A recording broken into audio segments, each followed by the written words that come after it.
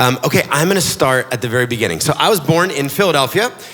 Wasn't your worship leader wearing a Philadelphia? I couldn't really see, but it was like a Philly in the house. All right, so I was born in Philly. That was my dad, my mom. When I was 4, we moved into this very ugly gray house at the end of a cul-de-sac. My dad was trying to get closer to his job and reduce his commute so he could be a good father, and he wanted to have a big family. And we moved into this house in the dead of winter. What we didn't know was that this house came with a carbon monoxide gas leak. So we all start getting sick, headaches, migraines, and on New Year's Day, 1980, my mom walks across the bedroom and she collapses unconscious.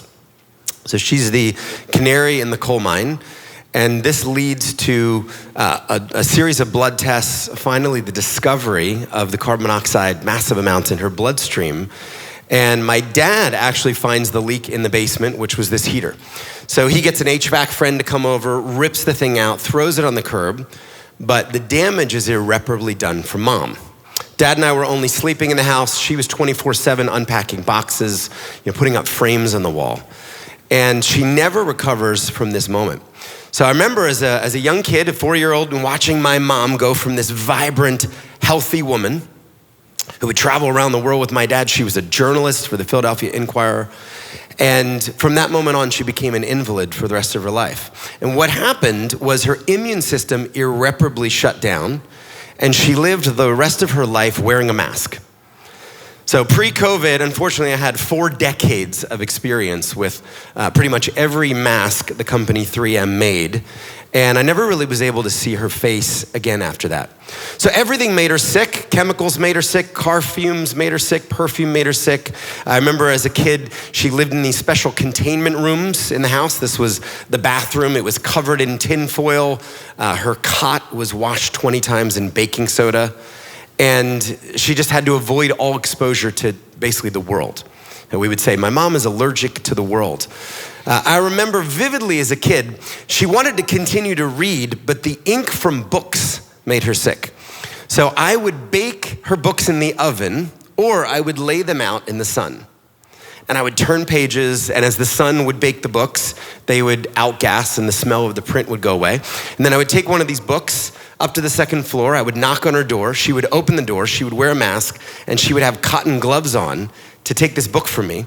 And then she would stick it inside a cellophane bag, and then she could read. So all that to say, this was a weird childhood. Family planning stopped. She miscarried what would have been my sister when she got sick. And that was it. So I really, early on, moved into a caregiver role, helping to take care of her, doing the cooking, doing the cleaning, really helping my dad take care of her. My parents had a very deep and authentic Christian faith, so he stuck by her. For 10 years, they didn't sleep in the same room, but he really just wanted to, they just prayed for many years. They prayed that God would make sense of this tragedy. So I grew up very much in the church. I played piano in the worship band on Sundays. You may also notice in this photo that my parents used an actual cereal bowl to cut my hair. I was home a couple of months ago, and apparently they did this for many years, which I deeply resent. If you'd met me along this journey, I would have told you I'm going to be a Christian doctor, and I'm gonna cure my mom, and I'm gonna cure sick people like her. That's what I wanted to do when I grew up. Didn't smoke, didn't drink, wasn't having sex, didn't use bad language. I mean, I was towing the line of a good Christian kid. Y'all know where this story's going. New York City happened at 18. And I realized I was living only an hour and a half away from the greatest city in the world. And I kind of woke up one day and said, I missed my childhood. Now it's time to have some fun. And the church is no fun. Rules are no fun. Smoking and drinking and sleeping around and doing drugs and gambling and flying around the world chasing fashion models. That sounds like a lot of fun. So my first idea of how I would rebel in style was to join a rock band. So I grew my hair down to my shoulders and I joined a band, and that lasted about 3 months. We all hated each other, so we broke up. But then I realized there was this other job where if you really wanted to piss off your parents and rebel in style, you could become a nightclub promoter. And if you could get the right people inside the right nightclubs, you could charge them $25 for a cocktail that cost 25 cents to make. And you could effectively party for a living and get paid to do this. So to the horror of my Christian parents, at 18 years old, I moved to New York City and I become a nightclub promoter. And I spend the next 10 years of my life filling 40 nightclubs in New York City with models and celebrities and rich bankers from Goldman Sachs, and descending slowly into all of the vices that you might imagine would come with the territory. So here's a picture I found of me at 28 years old. And what is so sad about this picture is you'll see I am holding out a Rolex watch so that the club photographer, who I've never met, makes sure that he sees I have an expensive watch. This is what I thought was ultimately important. Who I was with, the clothes I was wearing, the watch, the girlfriend. I wanted everybody to want my life, collecting all of these really insignificant markers of success. So this was at maybe around 10 o'clock at night. This would be around 3 in the morning. And this would be around noon the next day.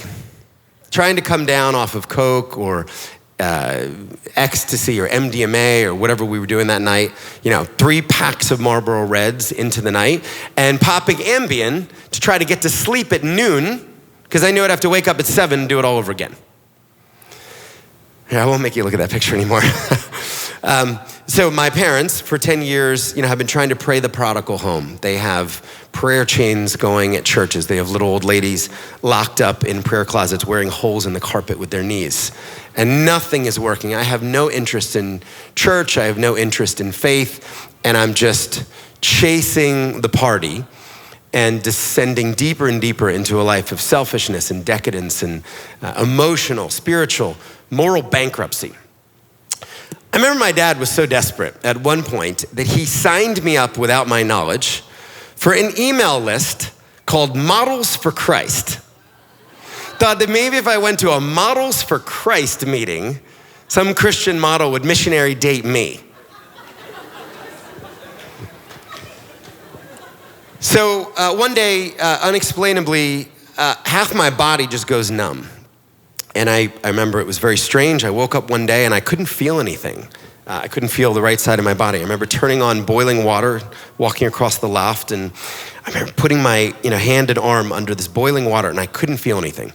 And I was sure something was terribly wrong. I had a brain tumor, some terrible disease. And I remember my friends are like, bro, it's your lifestyle. Like, you're a disgusting mess. I mean, you go to bed at 12 o'clock after doing drugs for 10 hours. No wonder your body's breaking down. But what was so important to me in that moment was I thought I was gonna live forever. I mean, I'd been living like there was no end in sight. And I started thinking, well, what if I did have a brain tumor? What if I was gonna die in a couple weeks? What would my life have meant? What would they write on my tombstone? And the only thing I could think of is, here lies a man who has gotten 1 million people wasted. I was probably up to 1 million. And I just kind of started to realize how far I had come from the foundation of faith and morality. This little kid who wanted to be a doctor to help others. And I went to all the labs and I got MRIs and CT scans and nobody could find anything physically wrong with me and the symptoms began to subside. But this kind of existential question of legacy and even heaven and hell, like, did I believe that still?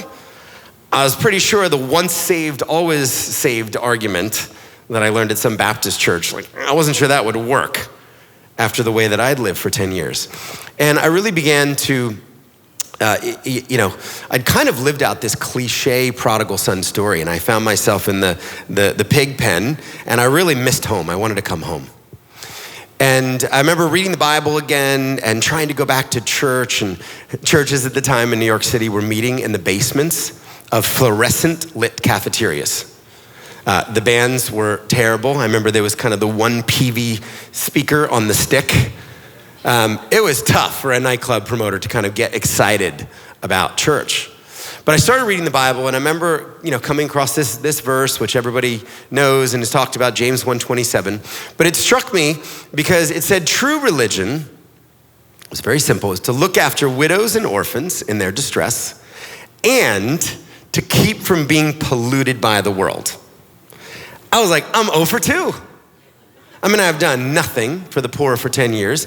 Not only am I polluted, I actually pollute for a living. The more people I pollute, the more money I make. My success is measured in the pollution of lives.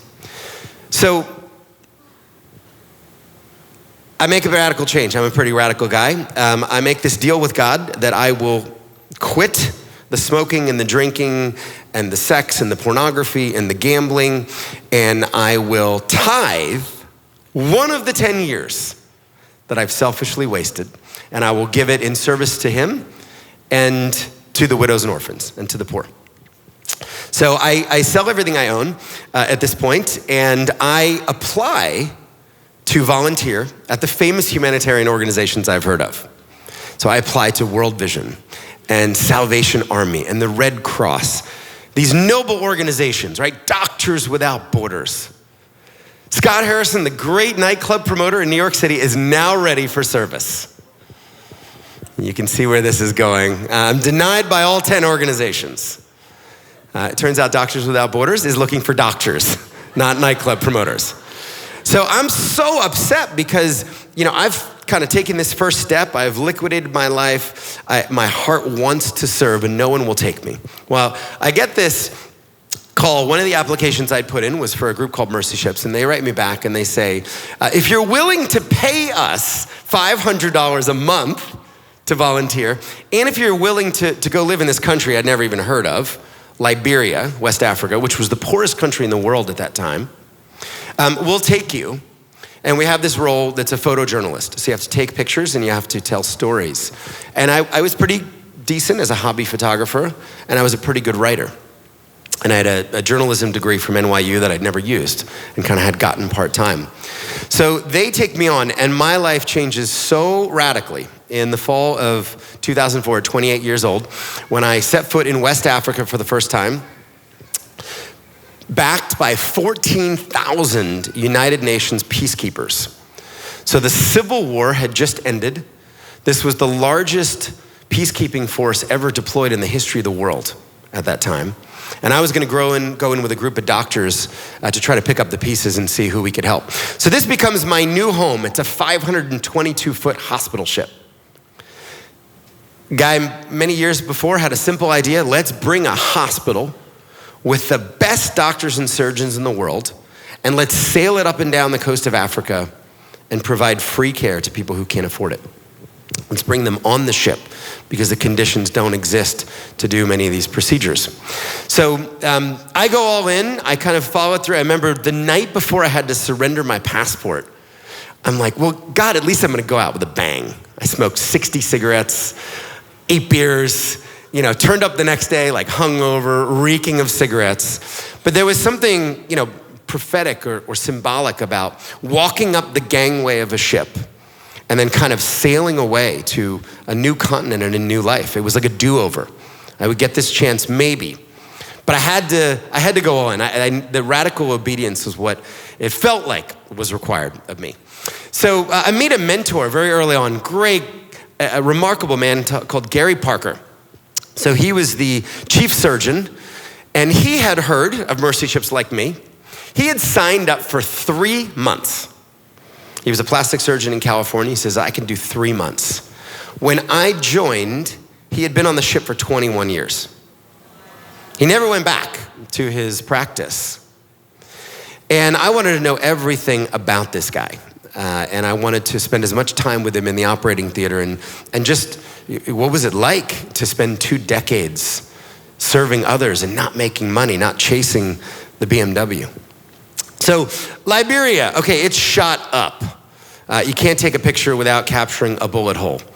14 years of civil war ruined the country. No electricity, no running water, no sewage system. People were living in apartment buildings that looked like this, that had just been devastated by the war, houses that were beautiful at one time but had been ruined. And before the ship came into the port, we would post these flyers, and it was like a casting call. Say, hey, if you have a giant facial tumor, if you have flesh-eating disease, if you were born with a cleft lip or a cleft palate, maybe you were burned by rebel soldiers during the war. Rebel soldiers used to pour hot oil on people's faces and bodies to disfigure them. If you've got one of these conditions, turn up on this day, and our doctors will try to see you. And I knew that we had 1,500 available surgery cards to hand out. 1,500 slots where we could bring people on the ship and then set them back, with an operation. And I just remember thinking, are there 1,500 people with these conditions?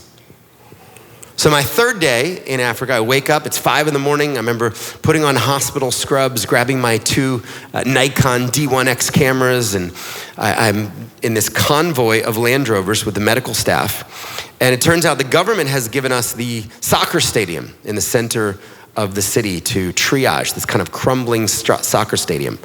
And that's where we're gonna see the patients. We get closer to the stadium, and I take this picture of the 5,000 people who turned up for those 1,500 surgery slots. And this was a really big moment for me, realizing the need was so far greater than we were prepared to meet, than we had the resources to meet. And we were gonna send over 3,000 sick people home without seeing a doctor. And I later learned that many of these people had walked for more than a month, even from neighboring countries, just with the hope of maybe their child seeing a physician. First child in line was this little boy named Alfred. Now his mom was smart. She'd gotten him there 3 days early. And what you see here is just a benign tumor. It said amelioblastoma. So she pulls out this card and she says, here was my son at 10, completely healthy.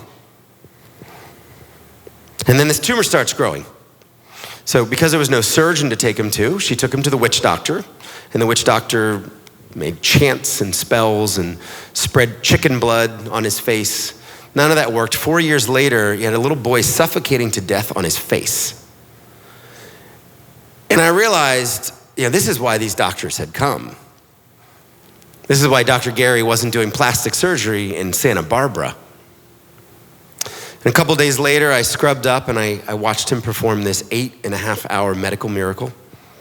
And then shortly after, I got to take Alfred home with his new face and his new life. And this was what my job was like now. I was paying $500 a month, so it wasn't really a job. But this was the experience. I would wake up and I would meet Martha Lean. She was scheduled for surgery that day, and I get to know her story. She told me that this tumor had grown slowly for 8 years. You can kind of see at the bottom of the frame, there's a towel she's holding, a colorful towel. And she said, I have to cover my face in public because people stone me. They throw rocks at my face because they think I'm spiritually cursed. And what she needed was a 40-minute surgery just to remove the mass and give her face and her life and her dignity back. So my first year, I took 50,000 photos and I got to meet 1,500 people as they went through this process. And the cool thing was I rocked into Liberia with an email list of everybody I had invited to my clubs over 10 years. Back then, email open rates were 100%. You sent an email and people got it. So they were getting emails of tumors, like it or not, cleft lips, flesh-eating disease. So there were definitely some unsubscribes. But then people began to be so moved by just these stories that they began to send in money for surgeries, and people began to say, hey, I want to volunteer. And I learned that maybe, the gift that I had developed, or the talent, 10 years filling up 40 clubs, could actually be used to tell a much more redemptive story, to inspire people to compassion and action and to generosity.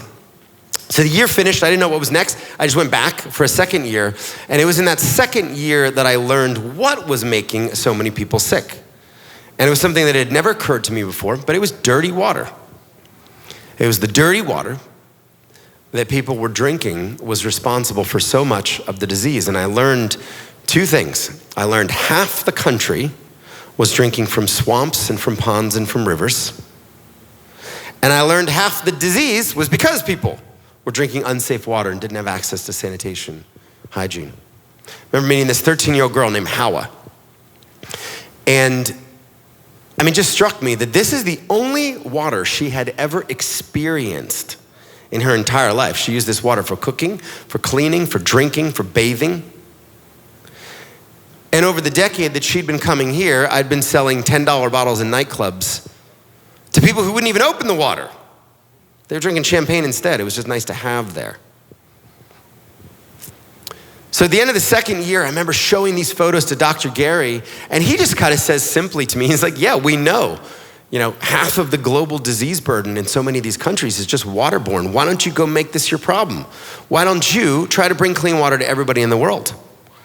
Well, I was like, all right, Dr. Gary, I'm only 30, but I'm gonna give it a shot. So it was kind of that simple. At the end, I came back, it took me a few months, and then this idea became really clear. Back in New York City, I'm gonna try to use the rest of my life to bring clean water to everybody in the world. Now, on this fine Tuesday night, we are 703 million people on this planet away from achieving that goal. So tonight, about 1 in 10 people alive are drinking poisonous, contaminated, unsafe water. 80% of these people live in rural areas. And if you were to come with me, you would see things that would just shock you. You would see kids like John Bosco in Rwanda, wading knee-deep into brown, viscous swamps. You would see kids drinking what looks more like chocolate milk, but it's not chocolate milk. It's water that runs in a little stream in front of their house. I've been to 72 countries now. I've been to Africa more than 50 times. It never gets easier to watch a child poison themselves in front of you, knowing they're literally killing themselves. Because it's the only water available to them. It's the only water in the situation they were born into. Very common sight to see kids and cows just sharing fecally contaminated water from an open little source, like these kids in Ethiopia. There's 28 different diseases that we can directly track back to unsafe water. Cholera, you've all heard of. That'll kill you in a couple days. E. coli is much slower. Schistosomiasis, fancy word for parasites or worms. This is a little girl I met in Kenya. And I remember every time she would drink from this bottle, which came from the Molo River next to her village, she would vomit a little bit. So she would drink and then she would throw up. And she would drink and she would throw up. I remember taking this bottle away from her, and we gave her all the water that we had in the Land Rover. We promised to try to find a solution for this village. But I wound up with this bottle, and I was back in the capital city, and I just put it in my luggage, and I brought it back to New York with me, and I gave it to a lab at Rockefeller University, and they put it under a microscope, and they made me a video of what she was drinking. And I remember the lab results, the technician said, well, we're not experts in all the different kinds of amoebas and parasites, but you sent us water that is alive. Nobody should be drinking this.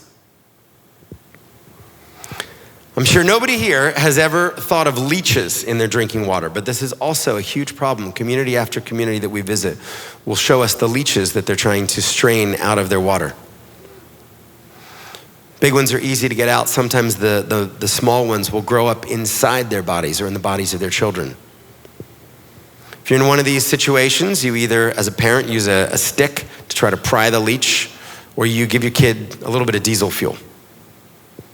Just enough to kill the leech and hopefully not enough to injure your child. So there's health implications, education. I'm sure there's people here, you are here because of the education you've been afforded. Well, half of the schools throughout the developing world don't have clean water or toilets. And this is one of the top reasons why teenage girls don't get to finish school. They get their period, they stay home 4 or 5 days a month. There's already enormous social pressure against kids, girls being educated, and they've got to go walk for the water. So in the middle of the school day, you see kids with 40 pounds of dirty water on their back that should be getting educated to be the future leaders of their community, of their country. They never get that chance. It's a women's issue. Culturally, nowhere do men get water. Nowhere in the world is it the role of men to get the water. It's always the women and the girls who are, ankle deep trying to get to the eye of a spring, like this one in East Africa, or women digging in the sand, hoping if they dig deep enough, there's a little bit of water there. These women told me they were most afraid of crocodile attacks in this river. And they named a couple other women who had come here and were dragged off. And they told me they built that kind of brushy structure you can see on the left. So that's their early warning system. So if that starts moving, they run out. So imagine that, the fear of your life, just getting water, and then this is what you're bringing home to your kids. Well, this is the reality for 10% of the people in the world, 2 times the population of the United States of America. Now, what's great about working on this problem is it is a completely solvable problem. There is not one person who we don't know how to help. There's not a single human out of the 703 million people today where we'd scratch our heads and say, don't know how to help them. Couldn't get them water. There are a lot of things we don't know how to solve. My mom eventually died of pancreatic cancer. It was a couple months from diagnosis to death. Doctors had no idea how to help her. We have friends with Parkinson's, with ALS. We're spending billions of dollars in labs looking for cures. Maybe they're there, maybe they're not. Water has a cure. Now, we haven't created the will to solve this problem because it doesn't affect us. Looking at this room, I'm going to safely say 100% of you have never had to drink dirty water in your life or walk 7 hours to a dirty water source. You have experienced a loss of a friend with cancer or a family member. You've experienced homelessness and need in your local community. So it's a solvable problem, but we haven't decided to solve it. We haven't created the resources, and nobody's really raised their hand. The global community hasn't raised their hand and say, maybe we should just get everybody water. I mean, I joke, Elon Musk is looking for water on a planet 142 million miles away. And as he goes up towards Mars, we look down on a blue planet where 10% of people are drinking mud. So a lot of different things work in a lot of different contexts. We are solution agnostic, so we've got about 10 technologies now that Charity Water uses. I'll show you one. Sometimes it's just as simple as a $10,000 drilled well. And what the community doesn't have access to is about $1 million of machinery, of drilling rigs, of compressors, of trucks, of skilled teams of hydrogeologists who actually know how to do this work. But I'll tell you, when you can bring in the equipment, when you can bring in the money, it seems almost too simple to see clean water shooting out of the ground that was 150 feet deep. And it's also kind of a terrible irony to realize that people were dying on top of the source that could have saved their lives but didn't have that small amount of money to access it. They were too poor to tap into that. It's an awesome moment. The kids always crash the drilling rig. I'll play you just a short clip of this village in Malawi. This village in Malawi was actually cut off. There was no road to get there. So they spent 3 months building a road by hand so that the drilling rig could come in. And this is the moment that they got clean water for the first time. I mean, imagine being in that community that had never experienced it before, and then you just realize everything is going to be different.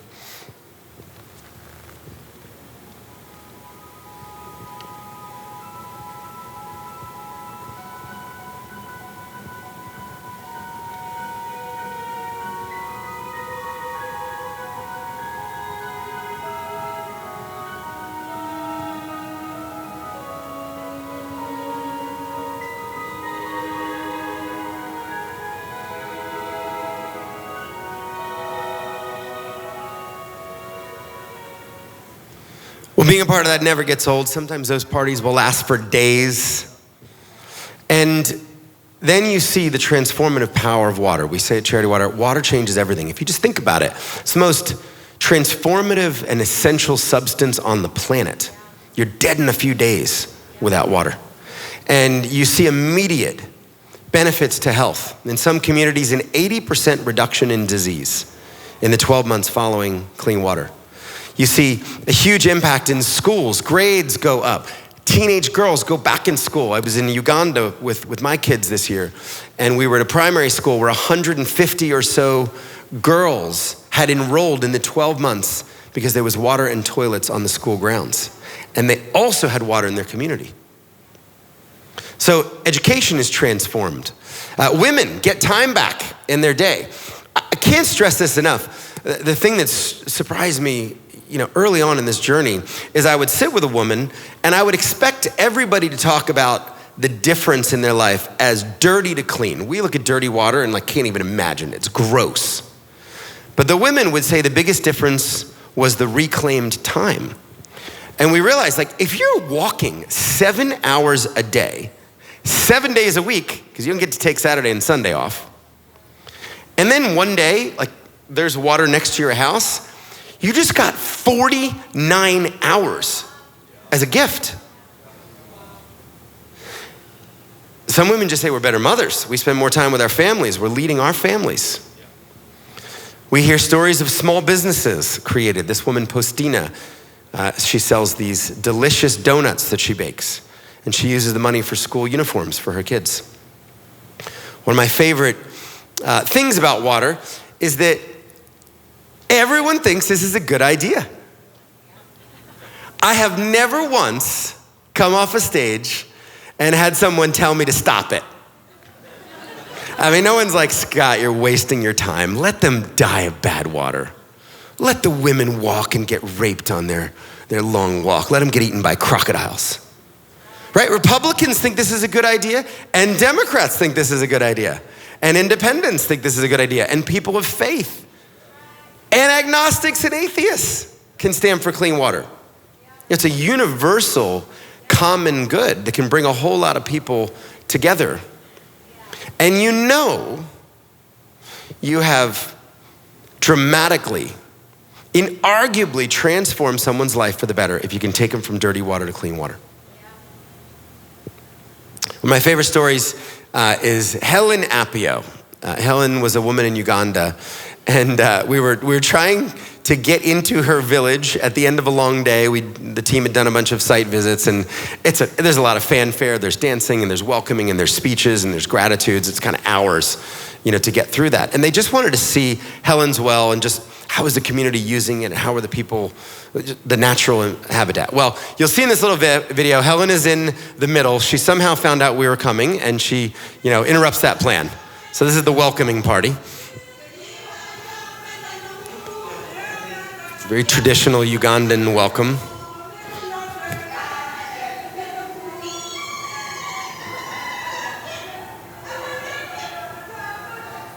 So that goes on for a little while, and then finally it gets quiet. Our team sits down with Helen and says, tell us, how's your life different?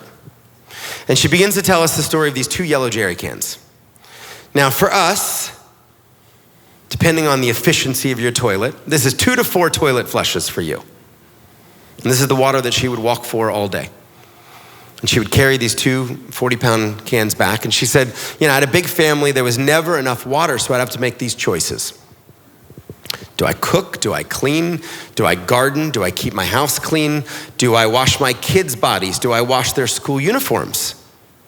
And she says, as a Ugandan woman, I always put my family first. That's what we do. So she said, I never use the water for me.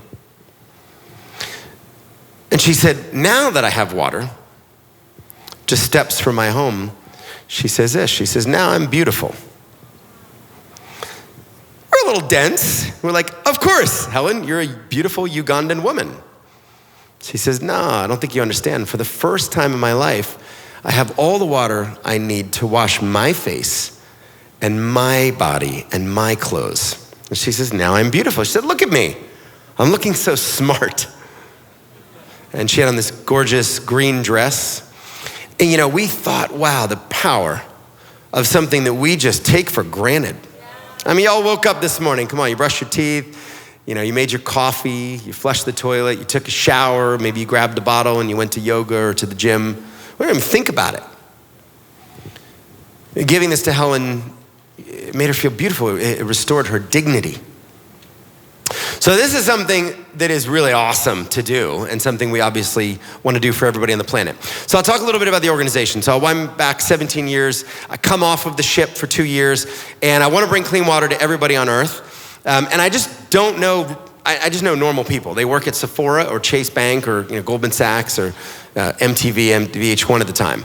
And I realized this is going to be maybe kind of hard with the people I know because so many people don't trust charities. 42% of Americans polled at the time said we don't trust charities. 70% of Americans believe charities waste their donations. So I thought maybe there's an opportunity here to do something even bigger, which is to reinvent or reimagine what a charity could look like, how a charity could operate. I remember just thinking the word is a beautiful word. Charity means love. It's caritas in the Latin. It means just to help your neighbor in need and get nothing in return. I thought we need more people moving towards this idea, not away from it. And I remember I had all these ideas of maybe problems to solve going on a listening tour. The first was, what if we could solve the biggest problem people seem to have with charity, which is, where does my money go? How much of it is actually gonna reach those people who need it?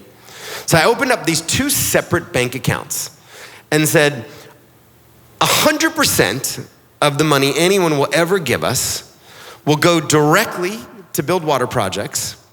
And then in this other separately audited bank account, I'm gonna try to raise all that unsexy overhead from a small group of people. Visionary philanthropists, entrepreneurs, maybe business owners, the staff salaries, the flights, the toner for the Epson copy machine. Nobody else would have to pay that. Maybe a couple hundred people could pay that so millions of people could get the purest experience. That was the first really big idea. The second was then, well, if we are sending 100% of the money, can't we just prove to people what we did with it? So we became the first charity in the world just to geolocate on Google Maps and Google Earth every single completed water point. So people could see the satellite images of where their money went, the numbers of how many people were living in the community, the names of the community.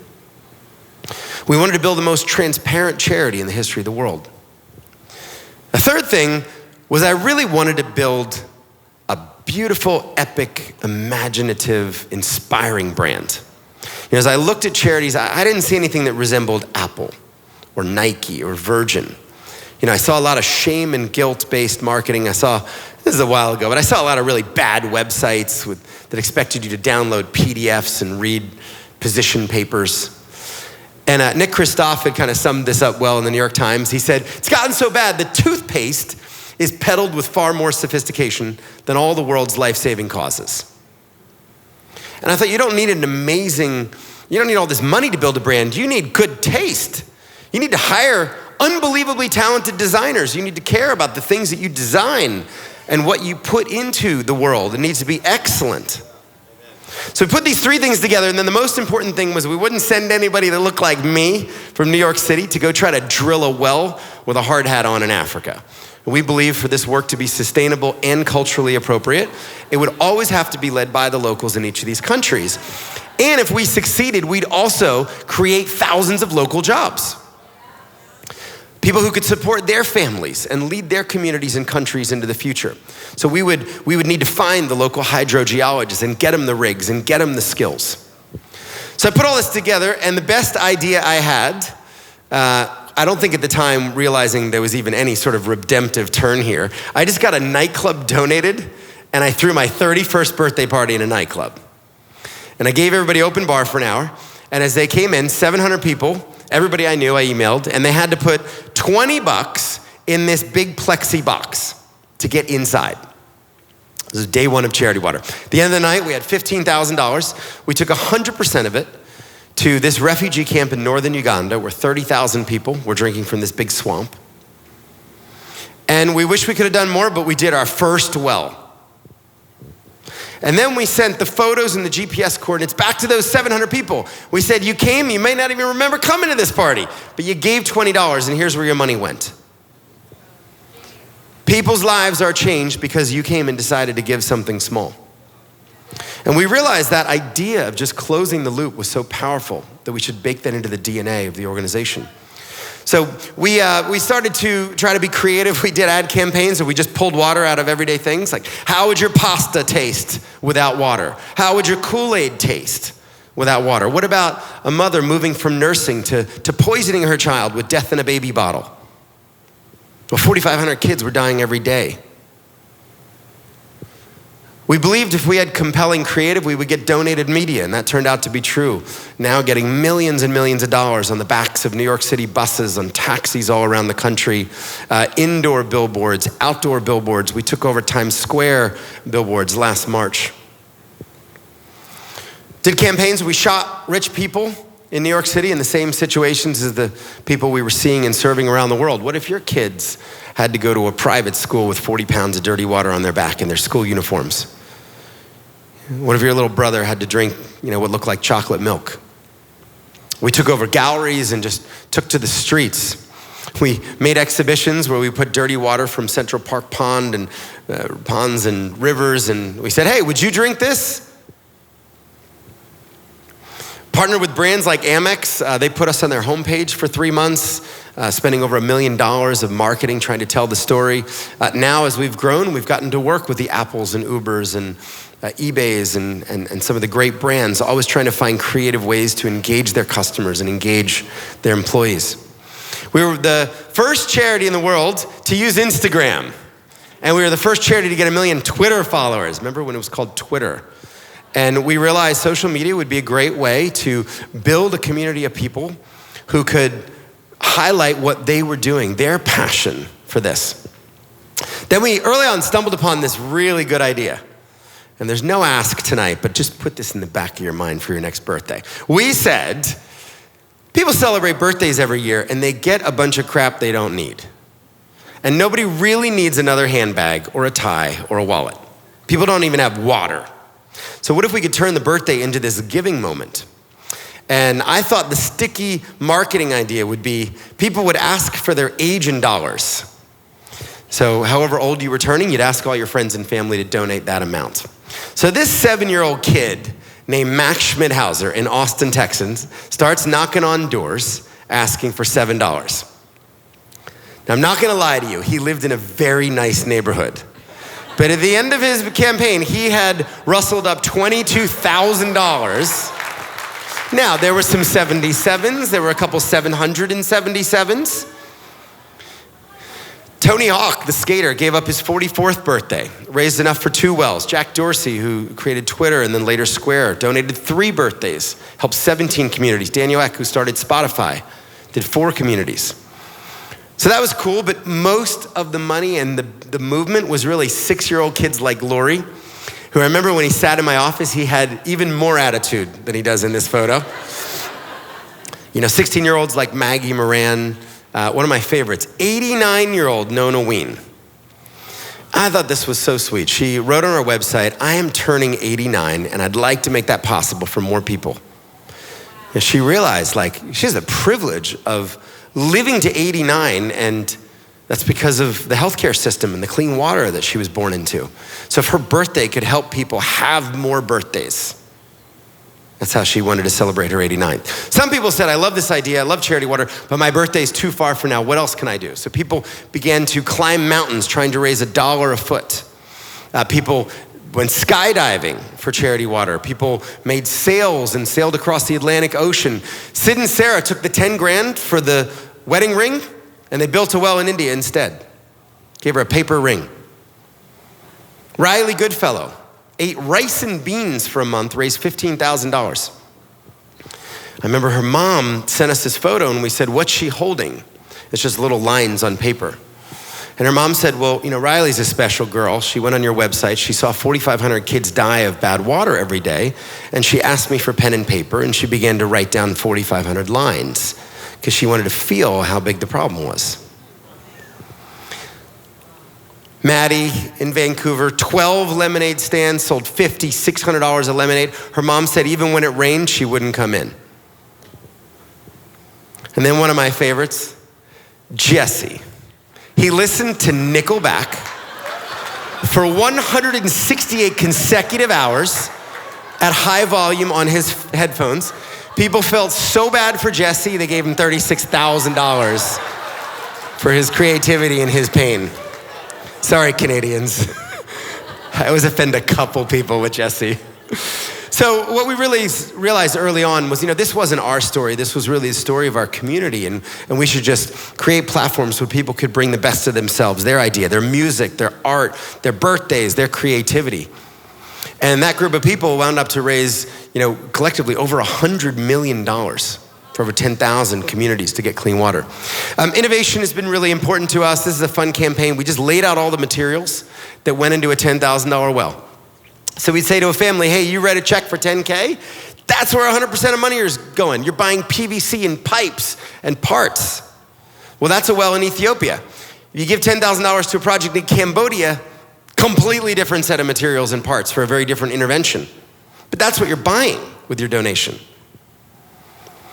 Made the first VR film in the space. This is before there were even virtual reality cameras. We got 8 GoPros donated, and we made a 360 rig. And we went to Ethiopia, and we captured an 8-minute film of the 6 days where this 13-year-old girl, Salam, got clean water for the first time in her life. So people would put on the headset, and you'd be with her inside this dirty water source. And then people could see the well being drilled, and there's this beautiful moment in the film where her father picks her up and starts dancing and singing. And then on the 6th day, you see her drink clean water for the first time. And we had this film, and we said, well, let's debut it at our gala. And we did our gala at the Met, and 350 people came in black tie. And after dinner, we served 300 VR headsets for dessert. And we strapped everybody up, and we took them all to Ethiopia. And 8 minutes later, when the headset came down, we just asked them for money. They gave a couple $1 million. Very excited about what we're doing here. This is an idea that's about 10 years old. We almost built this in New York City, and then COVID happened. But we are opening up a brand new concept that we're calling the Experience Lab. And we have gotten about an 8,500 square foot space at the factory. Think of this as kind of museum plus maybe Van Gogh immersive and some of these interactive things that you might have gone to, where we want to bring people into the story, bring families, bring students, bring CEOs, and we've got a bunch of cool ideas for what this thing's gonna be like. So you'll feel like you walked into something that's more like an Apple store, maybe than what a charity would do. All this being paid for privately. People will come in, and we've got a lab where people can look at dirty water from the Cumberland or the Harpeth under microscopes, see what might be in that. We're building a water walk room where you could actually have the experience of walking for water in different countries. And as you walk, you're unlocking donations. Goes straight to helping people. VR headsets, and where you can watch different films as the headsets come down. And then one of my favorite things at the end, if you decide to donate your birthday or join our community, you can pump a well, which then floods this big glass cube. And everybody underneath at the factory can see that somebody else up there just got clean water. So we're very excited about this. We're opening in September or October. We just started demolition 2 weeks ago. The factory has been incredibly generous, helping us build out the space and bringing a lot of vendors together. So excited about this. When the time comes, we'll definitely need some volunteers. We'll want you all to come and to be a part of this. It's free, so there won't be any cost. We just hope that people will be moved at the end to do something about it. So we're 17 years in the journey, and as I kind of bring this home right now, we've had about 2 million people now contribute over $900 million. So a lot of these ideas have worked. This is an issue that has moved people, and we've been able to turn that money now into clean water for 18.5 million people. So 18.5 million people across 29 countries. We've got about 120 people now in the US at Core Charity Water in the UK. But over 2,000 locals today were out there working on charity water projects. They were the ones really, those local jobs being created, getting the credit and doing the actual work on the ground. Looking back, a couple fun things just to share. So I got to see my birthday well on the 10-year anniversary. And this is what it looked like. It was all banged up. And we calculated the flow. And can I get that water bottle from you real quick? So it was pumping 1 million liters a year. So over that 10 years, it produced 20 million bottles of water. Now, if we went to the deli, we would have paid $20 million-ish. A bunch of people paid 10 grand throwing $20 in a plexi bin. And it was still working 10 years later, still serving people. Dr. Gary, believe it or not, he just hit 40 years. He'll tell you all his hair is gone, but he is today still on that ship. And he still is a huge inspiration to me. I'm in year 17. You know, I aspire, I hope I'm still going 4 decades in. John Bosco, who's one of the first pictures I showed you, this little boy went from drinking dirty water with his family. And then one day, a community of people, or a family, or a kid decided to give up their birthday. And that money was raised, and drilling rigs started heading towards his village, and they pulled off the paved roads, and they pulled down the dirt roads. And he saw local Rwandan drillers jump out. They would have been heroes to this boy. They started looking for water. They found it. A couple days later, they're building the well. A couple days later, clean water's coming out, and he's tasting it for the first time in his life. We got to go back 8 years later, and we found that our kind of cute, shy teenage boy had grown up. He'd become a man. And he'd just gotten married and had his first daughter. This is Jean-Marie. And we realized just how profound this is. She never will know the dirty water. Right? That cycle of destructive water poverty was broken because somebody decided to care about this family in this village and reach out their hand across an ocean and say, I could do something about that. Looking ahead, on my discouraged days, I try to make myself feel good about 18 million people in 17 years. And the best that I've done is try to fill local stadiums. So you'd have to build 224 Nissan stadiums and sell them out to contain 18 million people. I spend about 99.9% of my time thinking about how little we've done. 1/39th of the way there to achieving a goal when everybody has clean water. And there's a lot of other great people working in the sector. Water is starting to have more of a moment and more awareness, but we are absolutely not going fast enough, and we must go faster. Because I was in a meeting this morning, and if everything stays the same, do you know when we get everybody clean water? Around 2060. Almost 40 years from now. I'd be 80, older. So I want to talk about this community. So many of you don't know this, and this was so fun at the 9 and the 11, kind of sharing this. Your community has been very quietly and humbly just contributing to Charity Water over the years.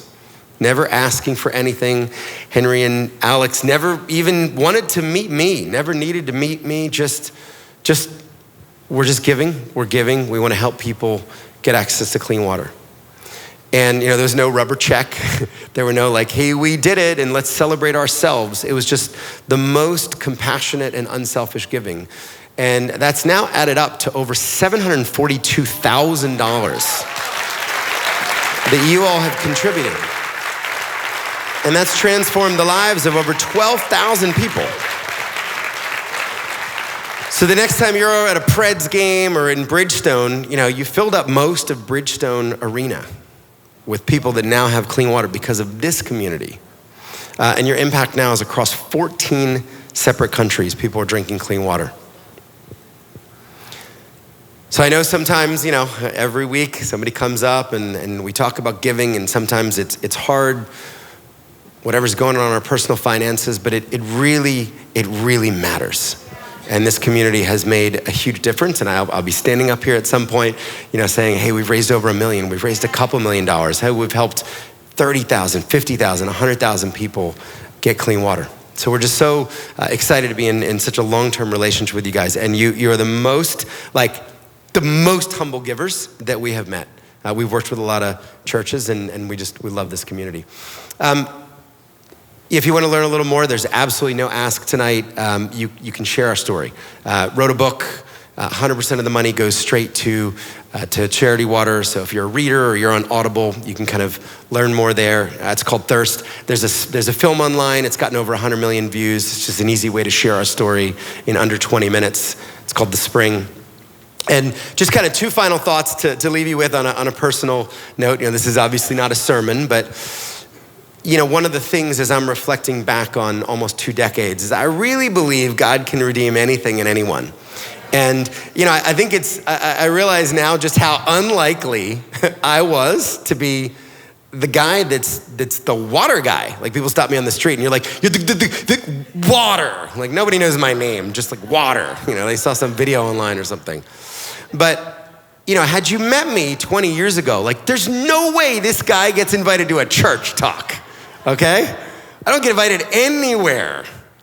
And if you'd met me, you would have thought I'd be dead in months, maybe weeks. That's how dark, that's how full of self-hate and loathing I was. And, since I kind of shifted my life and I came back to God, I came back to faith, and I decided to try to always radically obey, I've been blessed with, an amazing career. I get to do this for a living all around the world and invite people into a story of compassion and generosity to use what they've been given to help people get water. Like, my work at the end of the day, like, people get water. It feels pretty good. It feels like a great purpose. And I've been blessed with an amazing family. It's my wife, Victoria. We worked together for the first 10 years of Charity Water. It's my son, Jackson. I asked him after the 11 o'clock, I'm like, how did you think it'd go? How you went? He goes, not one of your best. It's my daughter, Emma. She's 7. Tomorrow, I'm taking her on a 5-day dads and daughters camping trip to the Grand Canyon with no phones. They lock up our phones. 10 dads, 10 daughters. I'm really excited about that. And then the surprise third entered our life about 6 months ago. So I'm a 48-year-old man changing diapers, which I did right before I came over here. Also got yelled at by my wife because I took the wrong car with the car seat, and she had to go pick up my son at baseball. So I'm in the doghouse when I come home. But I've been blessed with just the most kind of amazing work and family. And God was able to redeem, all of that darkness. One of these verses that I love in Joel, I'll restore to you the years the locusts have eaten, and then these worms sound disgusting, especially the canker worm. Like, I don't know if this is like a canker sore mixed with a worm, but it sounds disgusting. And I remember Googling, like, what does it look like after all the worms and locusts come through? And, you get these pictures of just desolation, of barrenness, of, nothing ever could grow there. Nothing good could ever come out of that place because of the destruction and the devastation. If you'd met me, the bad choices that I'd made, the terrible choices that I'd made. And God says later on, he says, if you turn back to me, you'll have plenty to eat until you're full, and you'll praise the name of the Lord your God who has worked wonders for you. And he certainly has worked wonders in my life, and I know he's worked wonders in your life. But I would just encourage you, if you've done something that you think your past is, hindering how you can perform in the future, you can get a clean slate. I think it does require a shift in intention and obedience, but Henry was saying a couple weeks ago, like, some of y'all need to dig a new well. I like that, right? What I was doing certainly wasn't working at all. And I didn't need a pivot. I needed a 180-degree change in my life.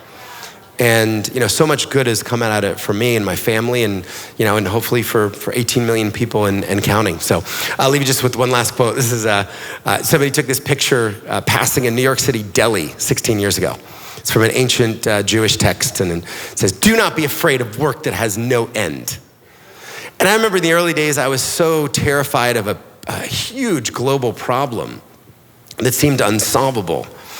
And what I've grown to learn is this is about the journey.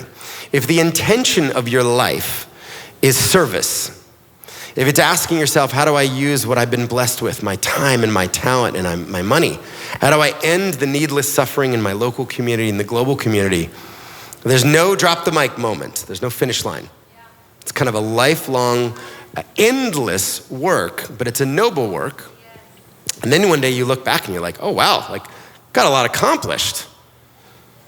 So people ask me sometimes, what are you gonna do when everybody has clean water? Well, we wouldn't just shut down the organization and all try to go get rich. we would take everything we've learned, we would take our generous global community and say, what else could we do? Are there people hungry? Should we do that? Are there people that don't have education? Are there kids being trafficked? What could we do together? What injustice could we fight together? So I love that idea. Thank you so much for letting me share. Thanks for everything you've done as a community. So much love to Henry and Alex. And love you guys. Thanks for having me tonight.